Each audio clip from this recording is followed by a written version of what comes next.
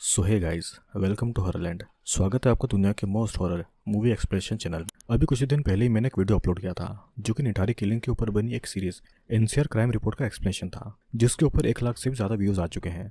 दोस्तों, वैसे तो उस वीडियो में मैंने निठारी किलिंग को बहुत ही अच्छे तरीके से एक्सप्लेन किया था, लेकिन वहीं मैंने नेटफ्लिक्स पर एक और सीरीज को देखा जिसका नाम था सेक्टर 36, जिसमें निठारी किलिंग के मेन कल्प्रिट सुरेंद्र कोहली की कहानी को बहुत ही ब्रॉडली वे में एक्सप्लेन किया है।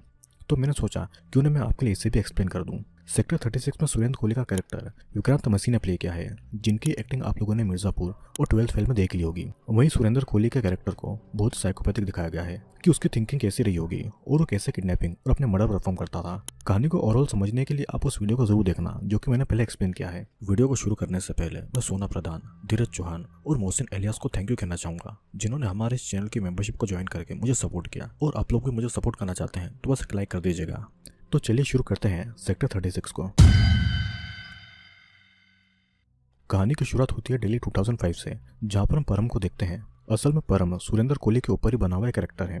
परम बहुत ही बड़े बिजनेसमैन बलबीर का नौकर था। बलबीर के कई सारे घर थे और उसके सेक्टर 36 वाले घर की देखभाल परम करता था। बलबीर एक बिजनेसमैन था तो बहुत ही कम बार इस घर पर आता था। परम अकेले घर का मालिक रहता था और वो अक्सर कौन बनेगा करोड़पति देखा करता था। गांव में उसकी एक फैमिली थी जहां पर उसकी एक पत्नी, एक छोटी सी बच्ची थी। साथ ही उसकी पत्नी इस समय प्रेग्नेंट भी थी। वह अक्सर अपने घर पर कॉल करके उनकी खबर लिया करता था। उसकी बातों से ऐसा लगता था जैसे कि वो अपनी फैमिली से बहुत ही प्यार करता है। दुनिया वालों और फैमिली की नज़र में वो एक कंप्लीट फैमिली मैन था, लेकिन उसकी असलियत कुछ चोरी थी।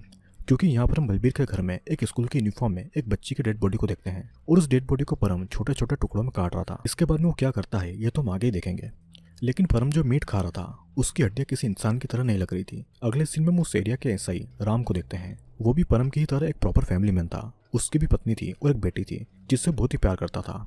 लेकिन फैमिली के लिए राम भले एक अच्छा इंसान हो, लेकिन वो एक नंबर का घूसखोर पुलिस ऑफिसर था। उसे अपनी ड्यूटी से कोई भी लेना देना नहीं था। असल में उस पुलिस स्टेशन के सभी पुलिस ऑफिसर की एक जैसी हालत थी, जिनको लोगों की प्रॉब्लम और अपनी ड्यूटी से कोई लेना देना नहीं था। सभी के सभी बस फ्री की सैलरी ले रहे थे। साथ ही कई सालों से उस एरिया से कई सारे बच्चे भी मिसिंग हो रहे थे। पुलिस स्टेशन के नोटिस बोर्ड पर उन मिसिंग बच्चों के पोस्टर से भर चुका था, लेकिन फिर भी पुलिस को इन सबसे कोई लेना देना नहीं था और न ही पुलिस इस मामले में इन्वेस्टिगेशन करना चाहती थी।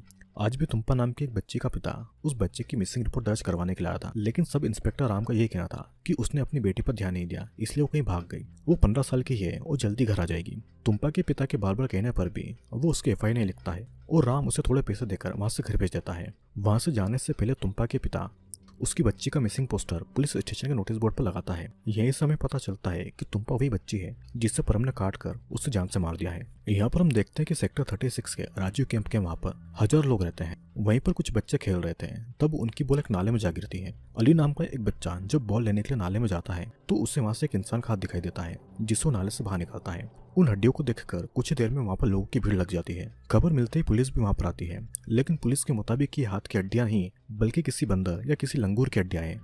सब इंस्पेक्टर राम इस मामले में इन्वेस्टिगेशन ही नहीं करना चाहता था। उसके मुताबिक सेक्टर 36 और राजीव कैंप से कोई भी बच्चे मिसिंग नहीं हुए हैं, तो ये किसी इंसान की हड्डी हो ही नहीं सकती है। साथ ही नाला झिलमिल कॉलोनी से कनेक्टेड है, जिसकी जिम्मेदारी पुलिस वालों की नहीं है। वहाँ के लोग पुलिस के ऊपर कोई प्रेशर नहीं बनाए, इसलिए बात को घुमाने के लिए राम अली को 100 रुपए देकर उसकी तारीफ करता है, क्योंकि उसने ऐसे मामलों के लिए पुलिस को खबर दी थी। बाहर जो कुछ भी हो रहा था, परम अपने घर के विंडो से सब कुछ देख रहा था, क्योंकि वो नाला बलबीर के घर के पास से निकलता था। उसी रात को अली के पिता अली को कुछ सामान लेने के लिए बाहर भेजता है। रात के 9-10 बज चुके थे और बाहर बहुत ही कम लोग थे। अली जब एक गली से गुजर रहा था तो वहां पर उसे परम मिलता है, जो कि अपने फोन का लालच देकर उसे अपने पास में बुलाता है। जब अली उसके पास में जाता है तो मौका देखकर परम उसे किडनैप कर लेता है और घर पे लाकर उसे बेड से बांध देता है। अली परम से रिक्वेस्ट करता है कि उसे घर जाने दें, नहीं तो उसके पिता उसे गोली मार देंगे। तब परम उससे कहता है कि तुम्हारे जैसे लाखों बच्चे इस एरिया में गरीब हैं और उनमें से एक अली खत्म भी हो जाएगा तो किसको कोई फर्क नहीं पड़ेगा। उसके माँ बाप कुछ दिनों तक पुलिस स्टेशन का चक्कर काटेंगे, पुलिस भी कुछ समय तक उसे ढूंढेगी, उसके बाद में उसकी फाइल बंद हो जाएगी। कहते कहते परम अली के हाथों को रस्सियों से खोल देता है। जैसे ही अली वहां से भागने की कोशिश करता है तो परम उसका सर दीवार पर मारकर उसकी जान ले लेता है। सीन कट होता है और कहानी 1983 चंबा विलेज से दिखाई जाती है, जहाँ पर हम परम के बचपन को देखते हैं। उस समय परम अपने मामा के साथ में उसकी मीट शॉप पर काम करता था, लेकिन उसका मामा उसे अक्सर सेक्सुअली हरास करता था और उसका रेप करता था। इन सबसे परम इतना ज्यादा ट्रॉमेटाइज हो गया था कि एक दिन जब उसका मामा उसका रेप करने वाला था तो गुस्से में वो मटन काटने वाले चाकू से अपने मामा के ऊपर कई बार वार करके उनकी जान लेता है। कहानी अगेन प्रेजेंट टाइम पर आती है, जहाँ पर परम को मनु नाम के कंपाउंडर का कॉल आता है, जो कि उसके घर के बाहर खड़ा था। उसका कॉल आते ही परम एक बॉक्स लेकर उसके पास में जाता है और उसे वो बॉक्स दे देता है। जिस समय पता चलता है कि परम जिन बच्चों को मारता था वो उनके ऑर्गन को मनु को भेज देता था। मनु के जाने के बाद में परम टॉयलेट से खून साफ करने लगता है क्योंकि वहीं पर वो डेड बॉडी के टुकड़ा करता था। फिर बॉडी के पार्ट को नाले के अलग अलग पार्ट में फेंक देता था। सभी चाकू से खून साफ करता था और अपनी फैमिली फोटो की जगह वो बलबीर की फैमिली की फोटो रख देता है क्योंकि अगले ही दिन बलबीर वहां पर रहने के लिए आने वाला था। अगले सीन में हम बलबीर को देखते हैं जहाँ पर उसके ग्रैंड डॉटर रूबी का बर्थडे था। बलबीर उसे कपड़े पहनाने का ट्राई करा था लेकिन रूबी बलबीर से कपड़े नहीं पहना चाहती थी। बलबीर का बिहेवियर रूबी की तरफ बहुत ही अजीब था। रूबी भी अपने ग्रैंडफादर से बहुत ही अनकंफर्टेबल फील करती थी। तभी वहाँ पर बलबीर की वाइफ आती है जो कि बलबीर के साथ में रूबी को रेडी करके पार्टी के लिए ले जाती है। पार्टी में बलबीर अपनी फैमिली के साथ में एंजॉय करता है। उसी दौरान उसे परम का कॉल आता है जो उससे अगले वीक कुछ मिलने की बात कर रहा था। मनु ने भी परम को ऑर्गन के पैसे अगले वीक देने की बात की थी। तो क्या बलबीर भी परम के साथ में मर्डर में और ऑर्गन ट्रैफिकिंग में साथ देता था? ये हमें कुछ ही देर में पता चल जाएगा। तो वहीं पर बलबीर परम को किसी चुमकी नाम की लड़की को बुलाने की बात कहता है। फिर हम चुमकी को देखते हैं जिसने कुछ सेंसुअल फोटो खींची थी जो वो अपने पिता अनूप को दिखा रही थी। ये बात बहुत ही अजीब थी कि आखिर कोई बेटी अपने पिता को ऐसे फोटो कैसे दिखा सकती है और वो उनमें से एक अच्छी फोटो चूज करने को क्यों कहेगी। एनीवे, इस समय पर दुर्गा पूजा चल रही थी और चुमकी अपनी फैमिली के साथ में आरती करने जाती है जहाँ पर उससे परम का कॉल आता है जो उसे घर पर बुलाता है। इधर परम उन बच्चों को और अपने क्राइम को याद करके खुशी से डांस करा था क्योंकि उसे ये सब करके बहुत ही सुकून मिलता था और सबसे बड़ी खुशी ये थी कि वो कभी भी पकड़ा नहीं गया। अगले दिन दशहरा था जहाँ पर राम अपनी बेटी और अपनी वाइफ को रामलीला दिखाने के लिए जाता है क्योंकि उस नाटक में सभी पुलिस ऑफिसर एक्टिंग करने वाले थे और राम वहाँ पर रावण बनने वाला। लेकिन स्टेज पर जाने से पहले चुमकी के पिता अनूप राम से बात करने के लिए आता है क्योंकि अब चुमकी मिसिंग हो गई थी और पुलिस वालों को बार बार कहने पर भी पुलिस कुछ भी नहीं कर रही थी। तो गुस्से में अनूप राम को ये कहता है कि जिस दिन उसकी बेटी को कुछ होगा तब उसे बाकी बच्चों के पेरेंट का दर्द समझ में आएगा। इस बात पर राम बहुत ही गुस्सा होता है। वो अनूप को बहुत ही बुरा भला कहता है। उसके मुताबिक पुलिस वालों के ऊपर ऑलरेडी बहुत सारा पेंडिंग काम है। ये सब उसकी पत्नी सुन लेती है और नाटक खत्म होने के बाद में उसकी पत्नी उससे इस बारे में पूछती है। तब राम उसे कहता है कि पुलिस वालों की कोई भी पर्सनल लाइफ नहीं होती है, इसलिए उससे गुस्सा आ गया था। तभी उसे पता चलता है कि उसकी बेटी अकेले टॉयलेट करने गई है। जो बात सुनकर राम थोड़ा टेंशन में आ गया था क्योंकि ये बात राम को अच्छे से पता थी। जिस तरह उस एरिया में बच्चे मिसिंग हो रहे हैं उसी समय बच्चों को यहाँ वो अकेले नहीं भटकना चाहिए। सभी पुलिस वाले राम की बेटी को ढूंढने लगते हैं। वहीं पर हम परम और मनु को देखते हैं जो कि बच्चों को किडनैप करने के लिए वहां पर आए थे। मनु बच्चों को उठाने के लिए हॉस्पिटल का एम्बुलेंस बुलाया था और राम वहीं पर पड़ा हुआ एक मास्क पहन लेता है। परम जब तक अकेले बच्चा ढूंढ रहा था उस समय पर मनु एम्बुलेंस में बैठकर नेल पॉलिश लगा रहा था। उसी दौरान परम की नजर राम की बेटी पर जाती है। जब वो टॉयलेट करने जा रही थी तभी परम उसे बेहोश करके उसे किडनैप करके अपने साथ में ले जाने लगता है। लेकिन लकीली राम उसे देख लेता है और उसका पीछा करने लगता है। ये देखकर परम वहीं पर राम की बेटी को छोड़कर भागने लगता है।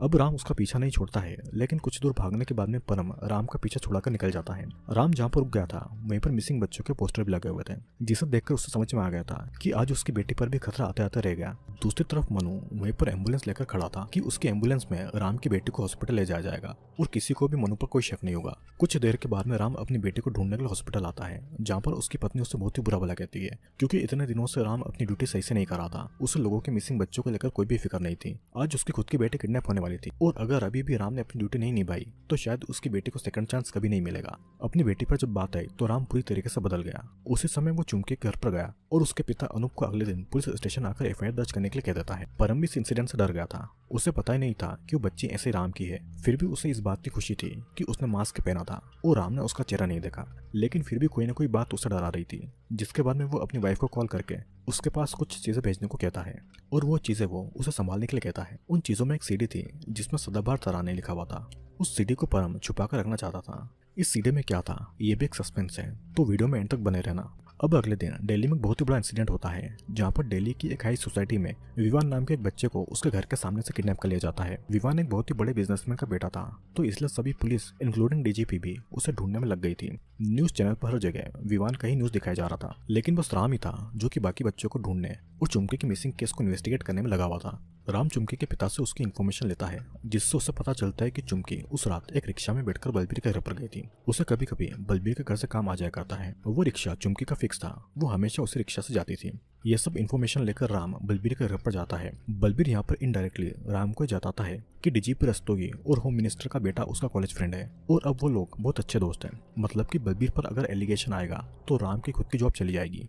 वहीं बात रही चुमके की तो बलबीर के घर पर नहीं आई। उनकी बातें जब चल रही थी तो वहीं पर चुमके का पिता अनूप आता है जो कि बलबीर के ऊपर चुमकी को किडनैप करने का आरोप लगाता है। वो उसके ऊपर यह भी आरोप लगाता है कि उसने उसको रेप किया होगा, लेकिन उसके एलिगेशन से बलबीर को कोई फर्क नहीं पड़ता है और ना ही उसे कोई डर लगता है। उल्टा बलबीर राम को कहता है कि चुमकी एक प्रोस्टिट्यूट है जो कभी कभी अपनी सर्विस देने के लिए उसके पास में आती है और बलबीर हर महीने उसे 30,000 रुपए पे करता है। चुमकी का पिता खुद ही चुमकी के लिए कस्टमर ढूंढता है। ये बात जानकर राम बहुत ही शॉक्ड था, क्योंकि अनूप ने तो उसे ये कहा था कि चुमकी बलबीर का असिस्टेंट है। उसे तो पता ही नहीं था कि अनूप खुद अपनी बेटी से प्रोस्टिट्यूशन का काम करवाता था। इसीलिए चुमकी अपने पिता अनूप को अपनी सेंशुअल फोटो दिखा रही थी, क्योंकि वो फोटो कस्टमर के लिए थी। अनूप और चुमकी की सच्चाई जानकर राम गुस्से में उसे बलबीर के घर से बाहर निकाल देता है। राम इस केस की इन्वेस्टिगेशन जरूर करेगा, लेकिन वो अनूप जैसे इंसान को अपने सामने नहीं देखना चाहता था। जिसके बाद बलबीर डीजीपी रस्तोगी को कॉल लगाकर राम के बारे में कहता है। जब राम की बात डीजीपी से होती है तो डीजीपी उसे बलबीर से पूछताछ करने से मना करता है और वो उसे वापस पुलिस स्टेशन आने के लिए कहता है।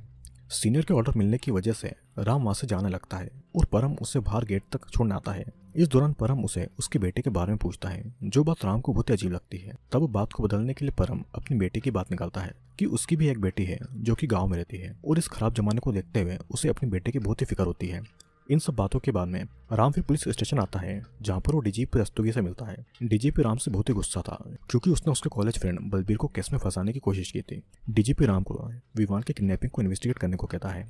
सभी पुलिस वाले उसी केस में लगे हुए थे, तो राम को भी वहीं पर होना चाहिए, क्योंकि एक अमीर बच्चे की लाइफ से ज्यादा इंपॉर्टेंट क्या होगा। ऊपर से चुमकी प्रोस्टिट्यूट है, तो उसका मिसिंग होना, उसका होना कोई बड़ी बात नहीं है। वहाँ के गरीब लोग माइग्रेंट हैं, वे लोग खुद ही अपने बच्चों को बेचते हैं। बाद में बच्चा खो जाने को लेकर पुलिस के सामने हंगामा खड़ा करते हैं। अगर राम उसकी एडवाइस को फॉलो करता रहेगा तो राम के लिए बहुत ही अच्छा होगा, वरना उसकी जॉब में बहुत ही प्रॉब्लम आ सकती थी। डीजीपी की यह सब एडवाइस सुनकर राम अपनी हिम्मत खो रहा था। तभी उसे उसी रिक्शा ड्राइवर का फोन मिलता है और जब वो फोन के मैसेज और कॉल देखता है तो उसे एक बहुत ही बड़ा सच के बारे में पता चलता है, जिसकी पूरी रिपोर्ट बनाकर राम फिर से डीजीपी से बात करने के लिए जाता है। जिससे हमें पता चलता है कि उस रात को रिक्शा ड्राइवर ने चुमकी को बलबीर के घर के बाहर ही छोड़ा था, लेकिन चुमकी वहां से बाहर नहीं आई और परम ने उसे चुमकी का फोन और कुछ पैसे देकर ये कहा कि अगर कोई चुमकी के बारे में पूछे तो ये बताए कि चुमकी को उसने रेलवे स्टेशन में छोड़ा था। साथ ही परम उस रिक्शा ड्राइवर को चुमकी का फोन कहीं दूर फेंकने के लिए कहता है, लेकिन वो रिक्शा ड्राइवर लालच में आकर उस फोन को अपने पास में रख लेता है। उसकी हेल्प से राम को परम और चुमकी के मैसेजेस और कॉल दिखते हैं। मतलब कि राम का शक बिल्कुल सही था कि बलबीर के घर में ही चुमकी के साथ में कुछ न कुछ गलत हुआ था। लेकिन इतने सारे एविडेंस मिलने के बाद भी डीजीपी बलबीर का नाम इस केस में नहीं डालना चाहता था। वो क्लियरली बलबीर की इमेज ठीक करने में लगा हुआ था। यहाँ तक कि डीजीपी गुस्से में राम को सस्पेंड कर देता है। उसके मुताबिक राम जानबूझकर परम को फंसाने की कोशिश कर रहा था, क्योंकि अगर नौकर फंस गया तो मालिक का भी तो नाम आएगा। हम ये भी देखते हैं कि उस अमीर बिजनेसमैन के बेटे विवान के किडनैपर को पकड़ लिया गया है और विवान भी सेफली अपने घर पर आ चुका है। जिसके पास पैसा है, जो अमीर है, उनकी लाइफ बहुत ही इंपॉर्टेंट होती है। उन्हें पुलिस हर समय हेल्प करने के लिए खड़ी रहती है। जो गरीब होता है उनकी लाइफ की कोई वैल्यू नहीं होती है। सोचिए जरा गरीब लोगों के ऊपर क्या बीतती होगी। बच्चे कई मंथ से मिसिंग होते हैं, लेकिन उनकी किसी को भी कोई फिक्र नहीं होती है। जरा सोचिए गरीब लोगों के ऊपर क्या बीतती है, जिनके बच्चे कई महीनों से गायब हो जाते हैं। उनकी कोई फिक्र क्यों नहीं करता है। अमीर इंसान का बच्चा एक दिन के लिए गायब क्या हो जाए, पुलिस फोर्स उसे ढूंढने में दिन रात एक कर देती है। इन गरीब लोगों को तो ये भी नहीं पता होता है कि इनके बच्चे जिंदा भी है नहीं। अब राम सस्पेंड जरूर हो गया था, लेकिन वो केस को सोल्व करने में लगा हुआ था। इसीलिए कई दिनों तक वो चुपके से परम पर नजर रखता है। एक दिन वो परम और कंपाउंडर मोनू को एक साथ देख लेता है, जहाँ पर कंपाउंडर मोनू को परम वही ऑर्गन वाला बॉक्स देता है, लेकिन उसे और भी कोई सबूत चाहिए था, इसलिए वो उस समय परम के खिलाफ कोई एक्शन नहीं लेता है। दूसरी तरफ हम देखते हैं कि बलबीर कुछ प्रोस्टिट्यूट के साथ में रूम में था। बलबीर परम को कैमरा सेटअप करने के लिए कहता है। मतलब कि बलबीर जब भी इंटीमेट होता था तो वो उसकी वीडियोस को रिकॉर्ड करता था। तो क्या परम जिस सीडी को छुपा रहा था उसमें भी बलबीर का कोई राज छुपा होगा, ये हम आगे देखेंगे। इधर राम और कांस्टेबल भूपेन जब दशहरे वाली रात को बात कर रहे थे, तब राम को याद आता है कि मनु उस समय एम्बुलेंस लेकर वहीं पर खड़ा था और मनु परम को भी जानता था। तब जाकर राम को समझ में आता है कि उस दिन मोनू परम के साथ में बच्चों को किडनैप करने के लिए आया था। मतलब अगर प्रेम और बलबीर के सच्चाई सामने लानी है तो मनु से उनकी सच्चाई निकलवानी होगी। जिसके बाद राम और कांस्टेबल भूपेंद्र मिलकर मनु को बेहोश करके हॉस्पिटल से किडनैप कर लेते हैं। फिर उसे एक अबेंडन घर में कैद करके रखते हैं, क्योंकि उसे जेल में तो रख नहीं सकते। डीजीपी खुद केस को बंद करने में लगा हुआ था, इसलिए वहीं पर परम के बारे में राम मनु से पूछताछ करता है, जिस दौरान राम को मनु से बहुत कुछ पता चलता है। अब अगले दिन राम की फिर से ज्वाइनिंग थी और चुमकी के केस की इन्वेस्टिगेशन के लिए एक आईपीएस ऑफिसर सेकिया को अपॉइंट किया जाता है और उनके साथ में राम इस केस को इन्वेस्टिगेट करने वाला था। इस बात से डीजीपी बहुत ही गुस्सा था, क्योंकि अब उसके हाथ में पावर नहीं था और अब वो राम को कोई ऑर्डर नहीं दे सकता था, क्योंकि राम अब सेकिया के अंडर में काम करने वाला था। लेकिन डीजीपी पहले से ही बलबीर को वार्न कर देता है। बलबीर भी समय रहते अपने हरियाणा के कुछ आदमियों को सबूत और गवाहों को मिटाने में लगा देता है, जिसके बाद बलबीर का कुछ आदमी मनु को जान से मार देते हैं और उसकी डेड बॉडी को कहीं और ले जाकर उसका टुकड़े टुकड़े करके उसमें आग लगा देते हैं। ये तो बिल्कुल कंफर्म था कि वो मनु की डेड बॉडी थी, क्योंकि उससे कटे हुए हाथ में नेल पॉलिश लगी हुई थी और सिर्फ मनु ही अपने एक फिंगर पर नेल पॉलिश लगाता था। यहाँ पर राम सेकिया को उसी अबेंडन घर में ले जा रहा था, जहाँ पर उसने मोनू को कैद कर रखा था ताकि सेकिया मोनू से भी पूछताछ कर सके। इसके कुछ देर के बाद में राम और सेकिया उस अबेंडन घर में जा पहुंचते हैं, लेकिन वहाँ पर उन्हें मोनू नहीं मिलता है और उन्हें तो पता ही नहीं था कि कुछ देर पहले मोनू को बलबीर के आदमियों ने किडनैप करके उसे जान से मार दिया था। मोनू के गायब होने से पहले राम भूपेन पर बहुत ही गुस्सा करता है और उसे मारता भी है, क्योंकि उसने भूपेन को जिम्मेदारी दी थी कि वो मनु के ऊपर नजर रखे। लेकिन जिस समय पर उसे सबसे ज्यादा नजर रखनी थी, ठीक उसी समय पर भूपेन खाना खाने के लिए चला गया। इसी वजह से बलबीर के आदमी को मौका मिल गया और उन्होंने मनु को मार डाला। अब जब मनु उनके हाथों से निकल चुका है तो आखिर में बचता है परम। तो इसलिए सेकिया राम को ऑर्डर देता है कि वो परम को अरेस्ट करें, जिसके बाद राम परम को पुलिस स्टेशन लाता है। लेकिन पुलिस स्टेशन में परम बिल्कुल भी नहीं डरता है।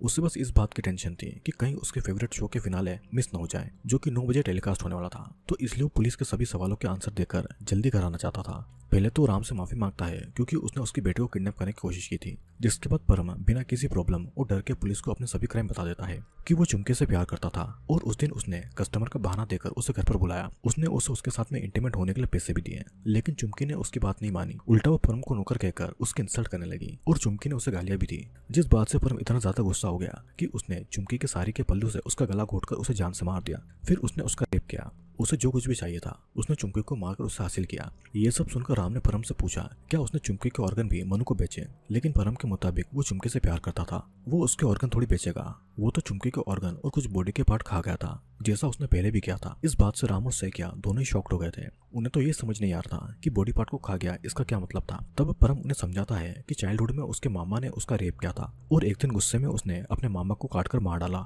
फिर मामा का हार्ट लिवर वो कच्चा ही खा गया और उसके बाकी के बॉडी पार्ट उसने कुत्ते को खिला दिए। लेकिन तब से लेकर उसे ह्यूमन मीट खाने की आदत लग गई थी। उसे जानवरों के मीट में वो टेस्ट नहीं मिलता था जो इंसानों के मांस में था। तो इसलिए उसने 2005 से गरीब बच्चों को किडनैप करना शुरू कर दिया, जिनके ऑर्गन वो मनु को बेचता था और उनके कुछ बॉडी के पार्ट वो खा जाया करता था। साथ ही बच्चों को मारकर या उनके जिंदा रहते समय वो उनका रेप भी करता था। तो अब बात रही बाकी के बॉडी पार्ट की, तो उनको उसने नाले में फेंक दिया और अपने विक्टिम के सर घर के गार्डन में दफना दिए। राम को तो बहुत ही पहले नाले में इंसानों की हड्डियां मिली थी। अब उसे समझ में आया था कि अगर उसने सही समय पर एक्शन लिया होता तो अब तक वो कुछ बच्चों की जान बचा सकता था। अब तक परम ने करीब 24 बच्चों और चुमकी को अपना शिकार बना लिया था।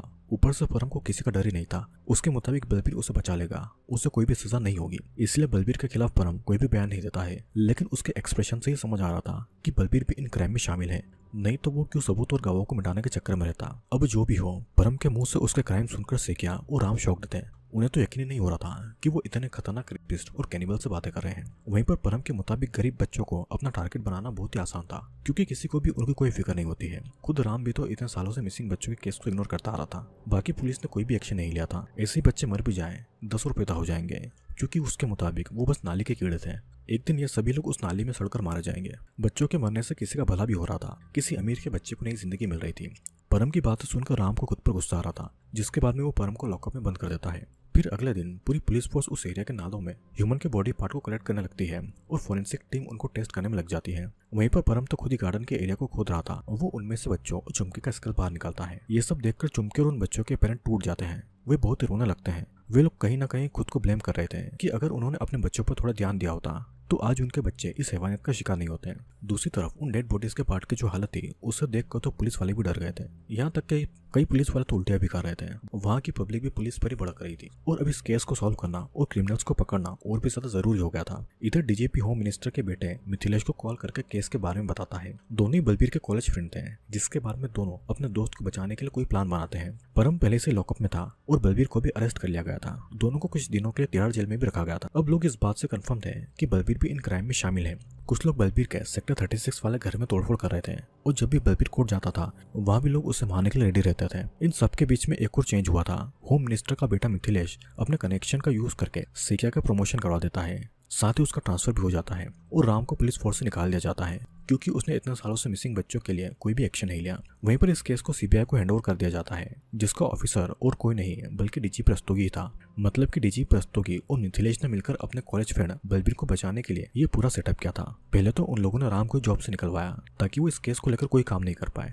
सेकंड, उन्होंने सेकिया को प्रमोशन देकर उसका ट्रांसफर कर दिया ताकि सेकिया के पास भी इस केस को लेकर कोई पावर न रहे। वैसे भी सेकिया प्रमोशन पाकर खुश था, इसलिए उसे ज्यादा फर्क नहीं पड़ रहा था। और तीसरा, मिथिलेश ने डीजीपी रस्तोगी को सीबीआई ऑफिसर ही बना दिया था और उसे ही बलबीर का केस हैंडओवर कर दिया गया था। अब जब दोनों दोस्त पूरे पावर में थे तो बलबीर को कैसे कुछ हो सकता था। बलबीर इसीलिए कुछ ही दिनों में इजीली निकल गया। जितने भी समय वो जेल में रहा उसकी पूरी खातिरदारी हुई। उनकी सारी चाल राम समझ गया था, लेकिन वो पूरी तरीके से मजबूर था। पर फिर भी वो एक बार लास्ट ट्राई करने का सोचता है, इसलिए वो सेकिया से रिक्वेस्ट करता है कि वो अपने कनेक्शन का यूज करके उसकी मुलाकात एक बार परम से करवा दे। सेकिया भी उसकी हेल्प कर देता है और अगले ही दिन राम तिहाड़ जेल में परम से मिलता है, जहाँ पर परम अभी भी इस गलतफहमी में था कि उसका मालिक बलबीर उसे बचा लेगा और उसे फांसी या जेल नहीं होने देगा। राम तब उसकी गलतफहमी दूर करता है और उसे कहता है कि बलबीर ने सारा इल्जाम उसके ऊपर लगा दिया है कि वो तो बिजनेस के चक्कर में उस घर में आता था, वो बस एक दो दिन कभी कभी रुकता था। परम अकेले उस घर में क्या करता था वो सिर्फ वही जानता है, उसका उन क्राइम में कोई भी हाथ नहीं है। साथ ही बलबीर के आदमियों ने उसके दोस्त मनु को भी जान से मार दिया था और उसकी लाश अब तक नहीं मिली थी और मौका मिलते ही परम के साथ में वे लोग ऐसा ही करेंगे। यह सब जानकर परम बहुत ही ज्यादा डर जाता है कि अगर उसे फांसी या जेल हुई तो उसकी फैमिली का ध्यान कौन रखेगा जिसे वो इतना प्यार करता था। तब राम उसे समझाता है कि अगर उसे जेल से बाहर निकलना है तो सच सच बता दे कि क्या बलबीर उन क्राइम में शामिल था। जिसके बाद में परम सबसे बड़ा सीक्रेट रिवील करता है और राम को उसके गांव जाकर उसकी वाइफ से एक सीडी लेने को कहता है। यहाँ पर हमें पता चलता है कि ऑर्गन को बेचने के बाद में परम को जो पैसे मिलते थे वो मनु ही परम के घर पर पहुंचाता था। अब उसी रात को राम बिना किसी को बताए परम के गाँव के लिए निकल जाता है। जाने से पहले वो कांस्टेबल भूपेन से मिलकर एक लैपटॉप लेता है। भूपेन उसके साथ जाना चाहता था, लेकिन राम उसे अपने साथ में नहीं ले जाता है। वो अगले दिन परम के गांव वाले घर पर पहुंचता है, जहां पर परम की वाइफ उसे वही सदाबहार तराने वाली सीडी दे देती है। उस सीडी की एक वीडियो को देखने के बाद राम के होश उड़ जाता है। हमें यहाँ पर सीडी में क्या है ये बिल्कुल भी नहीं दिखाया जाता है, लेकिन उसकी ऑडियो से हमें पता चलता है कि उन क्राइम में बलबीर भी शामिल था। वो ऑर्गन ट्रैफिकिंग भी करता था, साथ ही बलबीर भी उन बच्चों को रेप भी करता था। इसीलिए उसकी ग्रैंड डॉटर बलबीर से अनकंफर्टेबल थी, क्योंकि वो अपनी ग्रैंड डॉटर को भी अब्यूज करता था। बलबीर जो परम के साथ अगले वीक आने वाले पैसों के बारे में कॉल पर बातें कर रहा था, वो इसी ऑर्गन ट्रैफिकिंग के ही पैसे थे। इसलिए बलबीर अपना सच छुपाने के लिए इतनी कोशिश कर रहा था। अगर सिर्फ परम ही इसी में शामिल होता तो बलबीर खुद को बचाने की इतनी मेहनत नहीं करता। वहीं परम की वाइफ अब तक परम को इनोसेंट मान रही थी। उसके मुताबिक कोई शैतानी ऐसा काम कर सकता है, लेकिन उन्हें यह नहीं पता था कि परम उनके लिए फैमिली मैन जरूर है, लेकिन दुनिया के लिए वो भी शैतान है। जिसके बाद में राम वहां से निकल जाता है, लेकिन वापस लौटने के लिए उसे कोई बस या गाड़ी नहीं मिल रही थी। पूरा 1 घंटा वेट करने के बाद में उसे गाड़ी दिखती है और उसके एक बार बुलाने पर वो गाड़ी उसे पिकअप करने के लिए रुक भी जाती है। लेकिन उस गाड़ी में और कोई नहीं बल्कि बलबीर के आदमी थे, जो कुछ दूर जाने के बाद में चाकू से बार बार राम के सीने में वार करते हैं। फिर राम का गला काटकर उसे जान से मार दिया जाता है और आखिर में बलबीर के खिलाफ में जो सीडी थी उसे भी तोड़कर उसे रास्ते में फेंक दिया जाता है। अब शायद मनु की तरह राम की बॉडी के भी टुकड़ा टुकड़ा करके उन लोगों ने जला दिए होंगे। सीन कट होता है और कहानी 6 महीनों के बाद में दिखाई जाती है, जहाँ पर एक शॉकिंग चीज सामने आती है कि कांस्टेबल बिश्नोई अब भी कांस्टेबल ही था, लेकिन भूपेन कांस्टेबल से एसपी बन चुका था। उसे राम की पोस्ट मिल चुकी थी। उसे ऐसे राम की पोस्ट नहीं मिली थी, वो भी बलबीर की टीम में शामिल हो चुका था, जहाँ पर डीजीपी रस्तोगी ने उसे प्रमोशन का ऑफर दिया था और भूपेन ने वो ऑफर भी एक्सेप्ट कर लिया था। उसके बदले में वो केस को लेकर राम की सभी इन्फॉर्मेशन डीजीपी और बलबीर को बता देता है। मनु को कहाँ राम ने छुपा कर रखा था ये भी भूपेन ने ही उन्हें बताया था, जिसके बाद इसीलिए बलबीर के आदमी ने मनु को किडनैप करके मार दिया था। और भूपेन ने राम के सामने ऐसा दिखाया कि जब वो खाना खाने गया मनु को तभी किसी ने किडनैप किया। राम जो कि परम के गांव जा रहा था ये से भूपेन को पता था और उसने ये बात बलबीर और डीजीपी को बताई थी, जिसके बाद बलबीर के लोगों ने रास्ते में ही राम का मर्डर करके सबूतों को मिटा दिया। अब प्रमोशन होने के बाद में भूपेन बहुत ही घमंडी हो चुका था और बिश्नोई को भी पता था कि उसने कुछ न कुछ गलत करके इस पोजीशन को हासिल किया है, लेकिन उसके पास में कोई सबूत नहीं था। यहाँ पर हम ये भी देखते हैं जहाँ पर पहले मिसिंग बच्चों के पोस्टर लगे हुए थे वहाँ अब राम का भी मिसिंग पोस्टर लगा हुआ था। कुछ दिनों के बाद में बिश्नोई न्यूज़पेपर में देखता है कि बलबीर के वो 3 आदमी पकड़ गए हैं जिन्होंने राम का मर्डर किया था। ये जानकर बिश्नोई को थोड़ी खुशी मिलती है, क्योंकि उसने कभी भी राम के लिए बुरा नहीं सोचा था। उसी समय कोई उसके डोर के सामने एक पार्सल छोड़कर जाता है। उस पार्सल में बिश्नोई को एक सीडी मिलती है जिसमें लिखा था और भी सदाबहार गाने, मतलब कि ये सीडी उस सीडी की डुप्लीकेट है जिसमें बलबीर के सभी क्राइम छुपे थे। लेकिन अब देखना यह था कि बिश्नोई इस सीडी को दुनिया के सामने लाकर बलबीर को सजा दिलाता है या फिर वो भी भूपेन की ही तरह सीडी का यूज करके खुद का फायदा करेगा। अब यहाँ पर उन बच्चों चुमकी, राम, मनु इन सभी का जस्टिस पूरा बिश्नोई के हाथ में था और इसी के साथ में ये मूवी यहीं पर खत्म होती है। दोस्तों जैसा कि मैं आपको पहले भी निटारी किलिंग के बारे में बता चुका हूँ कि कैसे सुरेंद्र कोहली और मनिंदर सिंह पंडेर ने नोएडा की अपनी कोठी में इन किलिंग को अंजाम दिया। दोनों वीडियो काफी अलग है, जहाँ पर एक तरफ पंडेर की कहानी दिखाई गई है और यहाँ पर सुरेंद्र कोहली की। ये मूवी रियल इंसिडेंट से इंस्पायर बहुत है और बहुत सी चीजें ऐसी है जो कि शायद रियल में नहीं हुई होगी और बहुत सी चीज़ें ऐसी हैं जो कि आज तक किसी को भी नहीं पता है।